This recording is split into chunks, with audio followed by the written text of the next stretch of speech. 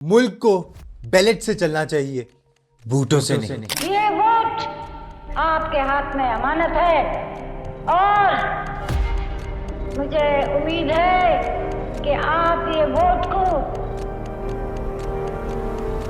एक अमानत समझ के मुल्क के फायदे और कौम के फायदे के लिए इस्तेमाल करना, न कि कोई और चीज के लिए। अगर आप ये नहीं करेंगे तो न सिर्फ कौम को मुसीबत उठानी पड़ेगी मगर आप लोगों को भी। इतना कहा था उन्होंने। जब वो वोट मांगती है तो उसे गद्दार कहा जाता है। जिस औरत ने इस मुल्क का ख्वाब अपनी आंखों से देखा, तो बैलेट को जब उन्होंने प्रेफर किया तो उन पर इंडियन एजेंट का लेबल लगा दिया जाता है। सोचिए, कायदे आज़म की बहन जिसने पाकिस्तान के लिए अपनी सारी जिंदगी वक्फ कर दी, उन पर ये सारे इल्ज़ाम लगा दिए जाते हैं। इंडियन एजेंट, गद्दार, मुल्क को बेच दिया, ये सारे लेबल। ये कहानी सिर्फ 1965 के इलेक्शन कैंपेन की नहीं, ये उस रिवायत की कहानी है जहां जब कोई औरत पावर को चैलेंज करे तो उसे कैरेक्टर असैसिनेशन से तोड़ने की कोशिश होती है।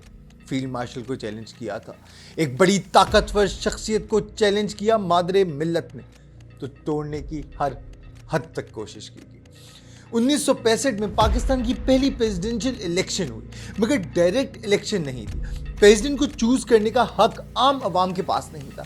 वोट सिर्फ 80,000 बेसिक डेमोक्रेट्स के पास था, जो अयूब खान की बेसिक डेमोक्रेसी सिस्टम का हिस्सा थे। अपोजिशन पार्टीज ने मिलकर कंबाइंड अपोजिशन पार्टीज बनाई, और जब उन्हें कोई ऐसा नेशन वाइड लीडर ना मिला जो सिस्टम को हिला सके, तो उन्हें मादरे मिल्लत फातिमा जिन्ना को नॉमिनी बनाया, क्योंकि वो सिर्फ कायद की बहन नहीं थी, बल्कि लेजिटिमेसी, मॉरल अथॉरिटी और डेमोक्रेसी की जिंदा आवाज थी।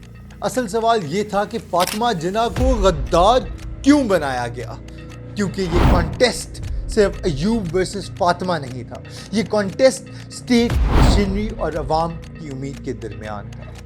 फातिमा जिन्ना एडल्ट फ्रेंचाइज डायरेक्ट इलेक्शंस और पार्लियामेंट्री डेमोक्रेसी की बात कह रही थी, जो अयूब के कंट्रोल्ड सेटअप के लिए सीधा खतरा थी। इस इलेक्शन को कई एकेडमिक स्टडीज ने जेंडर, इस्लाम और पॉलिटिकल राइट्स का बैटल ग्राउंड कहा, जहां डिसेंट को जानबूझकर गद्दारी बना दिया गया, ट्रीजन बना दिया गया।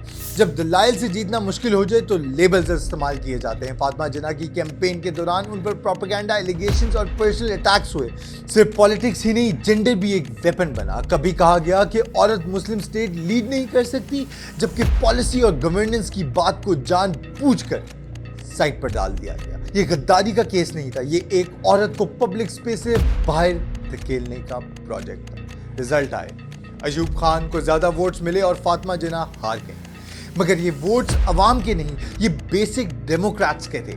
रिसर्च ये भी दिखाती है कि इस इलेक्टोरल स्ट्रक्चर में लोकल एडमिनिस्ट्रेशन और स्टेट इन्फ्लुएंस का किरदार बहुत स्ट्रांग था, जो कि आज भी देखा जाता है। आज भी जब भी हुकूमत चेंज होती है, इलेक्शंस कॉल किए जाते हैं, तो इसी तरह के वाक़यात पेश आते हैं। कुछ रेलेवेंस तो है, क्योंकि Pakistanis don't like to learn from their history and Pakistanis like to repeat their history, जिस पर फेयरनेस का सीरियस सवाल उठते हैं पाकिस्तान के अंदर इलेक्शंस के।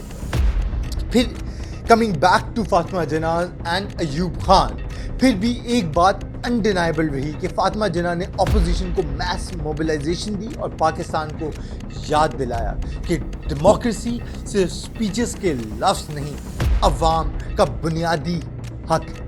फातिमा जिन्ना का जुर्म ये नहीं था कि वो मुल्क के खिलाफ थी, उनका जुर्म ये था कि वो खौफ के खिलाफ खड़ी। वो एक फील्ड मार्शल के सामने खड़ी हुई, और उस मुल्क में जहां ताकत अक्सर वोट से पहचानी जाती, उन्होंने ताकत को वोट से डिफाइन करने की कोशिश की। उन्होंने पाकिस्तान की बेटियों को ये ख्याल दिया कि लीडरशिप सिर्फ मर्दों की विरासत नहीं, और कि एक बुजुर्ग औरत भी अकेली भी स्टेट के सामने सच बोल सकती है। और इसीलिए उन्हें गद्दार कहा गया, क्योंकि वो ओबीडियंस नहीं, आज़ादी का सिंबल बन गई, और तारीख ने आज भी उनका नाम इज्जत से लिखा है। लेकिन कुछ ऐसे फैक्शंस हैं हमारी सोसाइटी के अंदर who still paint her as a traitor, who still paint her as an Indian agent. आज भी पाकिस्तान के अंदर कुफर, गद्दार, इन जैसे फतवे तो आपने बार बार सुने होंगे. कभी किसी को यहूदी एजेंट बना दिया जाता है तो कभी किसी को गद्दारे वतन बना दिया जाता है. कितना ही आसान है पाकिस्तान के अंदर किसी को गद्दार कहना, इंडियन एजेंट कहना. Why? Because this helps them shine their own politics. This hits the right chords. लेकिन that also means कि Pakistan has refused to learn anything from its history, unfortunately.